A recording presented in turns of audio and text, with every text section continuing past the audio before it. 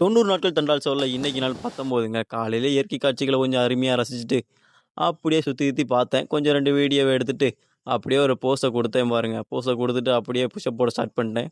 Push போட start பண்ணதுக்கப்புறம் தான் தெரிஞ்சுச்சு, இன்னைக்கு கை கால்லாம் ரொம்ப பெயினா இருக்குங்கிறதே. எப்பவும் ஒரு செட்டுக்கு 70 எடுத்துக்கிட்டு இருந்தேன் நான் 50 தான் எடுத்தேன்.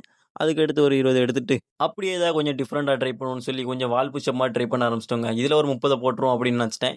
ஏன்னு கேட்டீங்கன்னா, இது கொஞ்சம் நமக்கு ஸ்ட்ரென்த் கொஞ்சம் இன்கிரீஸ் பண்ணும் அப்படின்னு நெனச்சேன். கொஞ்சம் டிஃபரெண்ட்டா ஏதாவது ட்ரை பண்ணுவோமே. சும்மா நார்மல் புஷ் மட்டும் எடுத்துக்கிட்டு இருந்தா நல்லா இருக்காது அப்படின்னு நெனச்சேன். கொஞ்சம் கொஞ்சமா லெவலப் பண்ணணும்.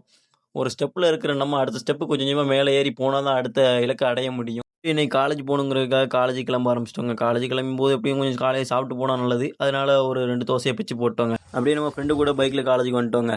இங்க வந்து ஒரு 2 பீட்டு உள்ள உட்காந்துருந்தேன். அதுக்கடுத்து என்ன பண்ணணும்னு தெரியாம வெளிய வந்துட்டோம். வெளிய வந்தோனே இங்க தேர்ட் இயர்காரங்க கூட என்ஜாய் பண்ண ஆரம்பிச்சுட்டோம். நான் இப்போ செகண்ட் இயர் தான் படிக்கிறேன். ஆனா ஒரு காலத்துல நாங்க எல்லாம் ஒண்ணா தான் படிச்சுக்கிட்டு இருந்தோம். நான் பண்ண ஒரு சின்ன மிஸ்டேக்னால நான் ரிப்பீட் போட்டு இப்போ இவங்க ஜூனியர் ஆகி இப்போ செகண்ட் இயர் படிச்சுக்கிட்டு இருக்கேன். ஆனாலும் எங்களுக்குள்ள இருக்க பாண்டிங் குறையவே இல்லைங்க. ஆனா இவங்க இன்னும் கொஞ்ச நாள்ல காலேஜ் முடிச்சுட்டு போயிருவாங்க. இல்ல நம்ம ஊர் பசங்க பண்ற அலப்பறம்லாம் தாங்கவே முடியாதுங்க அப்பப்போ. வாலிபால் ஆட வந்தோம் அதுக்கடுத்து. வாலிபால் கொஞ்சம் அருமையா ஒரு மேட்ச போட்டு அப்படியே வீட்ட பார்த்து கிளம்பிட்டோங்க. மீண்டும் அடுத்த பதிவில் சந்திப்போம் இனியவர்களே.